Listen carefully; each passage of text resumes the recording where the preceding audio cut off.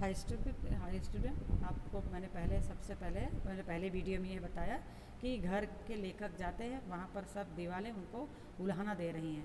और उलाहना तब कहते हैं, तब यहाँ से हम दूसरी वीडियो में हम आगे समझाते हैं चैप्टर। परंतु अब घर की कुछ दीवारें मुझे उलाहना देने लगी।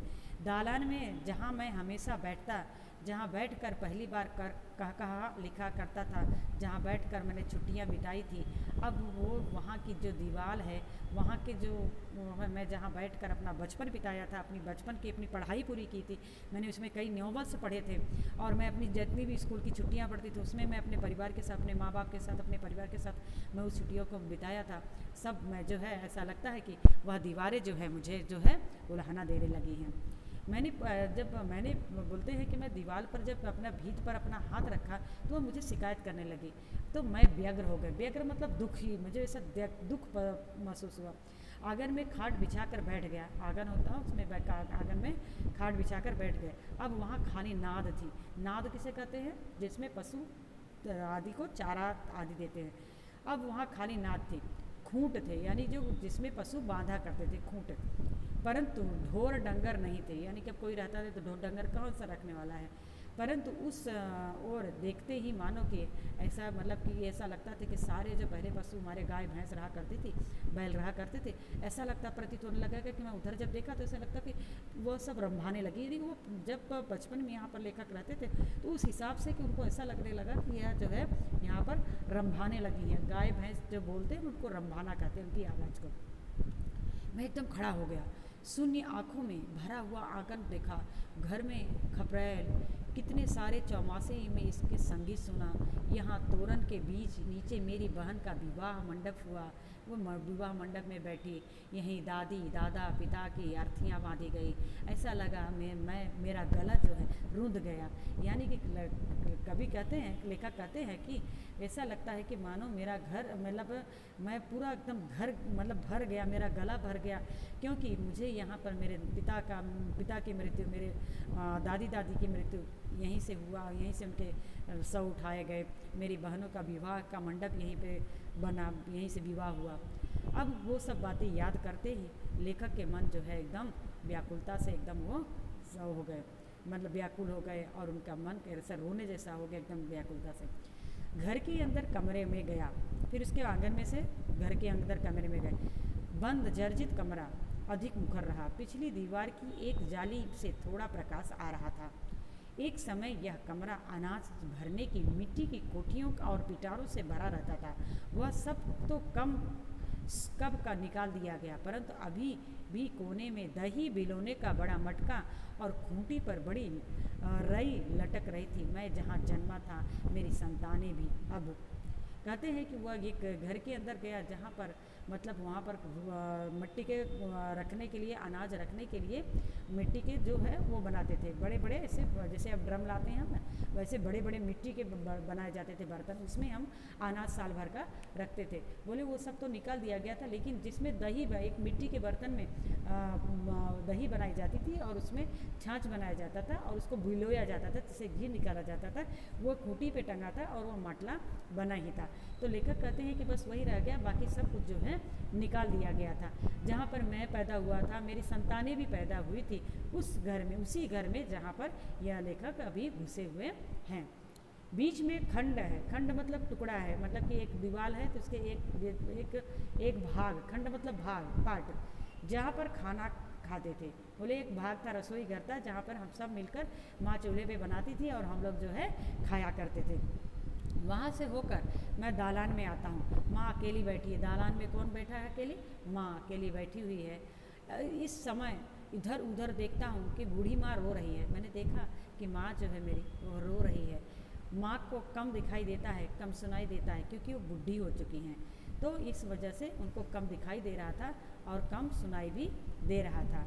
अब अधिक जो है अब अधिक मतलब कि उस दालान से जो है वो लेखक कहते हैं कि उस दालान में निकाल सकें, ऐसा लगता है कि भी वह अभी नहीं है।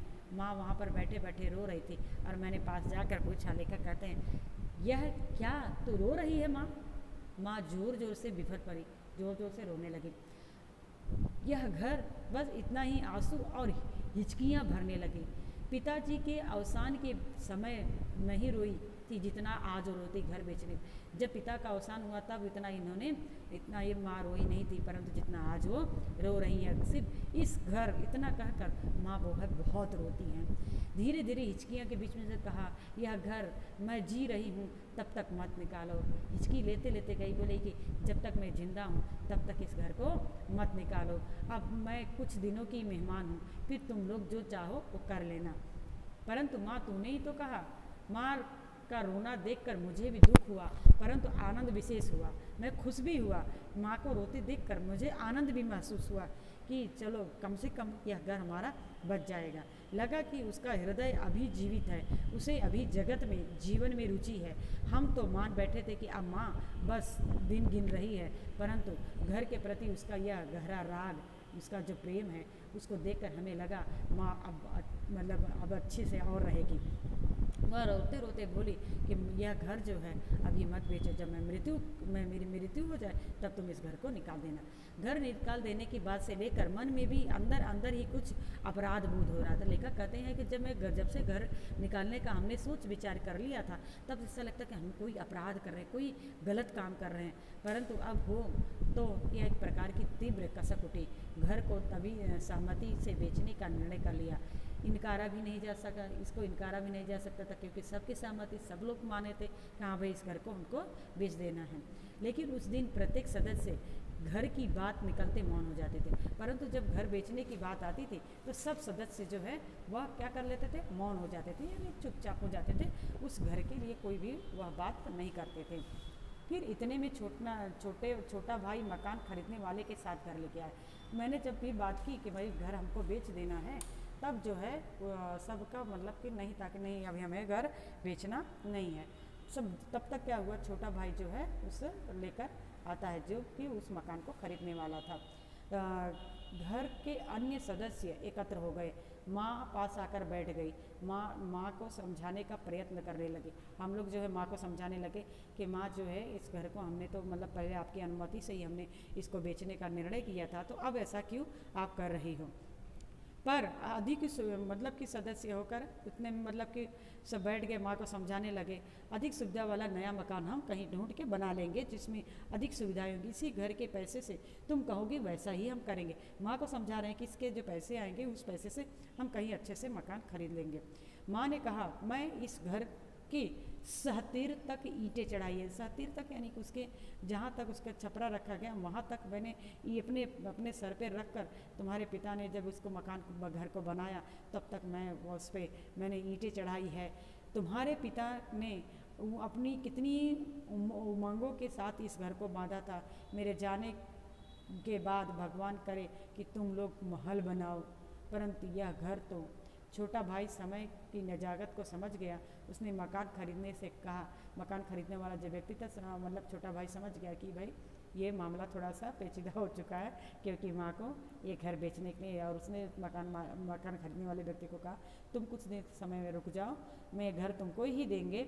और मैंने फिर मतलब कि मैं दूसरे अपना घर, ये जो घर है तुम्हारे सिवा किसी को नहीं देंगे, परंतु कुछ समय के लिए तुम जो है रुक जाओ और मैं यह घर तुम्हें ही दूंगा। ऐसा कह के वो खरीदने वाले को वापस कर दिया है। तो लेखक कहता है कि मेरे जो छाती वह पत्थर सा हट गया और सब जैसे जिस तरह से बरसात हट जाती है, खुला आसमान हो जाता है, सब लोग खुश प्रसन्न हो जाते हैं, उसी तरह से सब लोग जो है प्रसन्न हो गए, प्रसन्नचित हो गए और सब लोग खुश हुए। और अदृष्ट गृह देवता भी प्रसन्न होकर हमारे स्पर्श को जो है सभी ने छुआ। यानी ये सब खुश हो गए कि अभी मतलब मकान घर बिकेगा नहीं, माँ की खुशियाँ उसमें रह गई।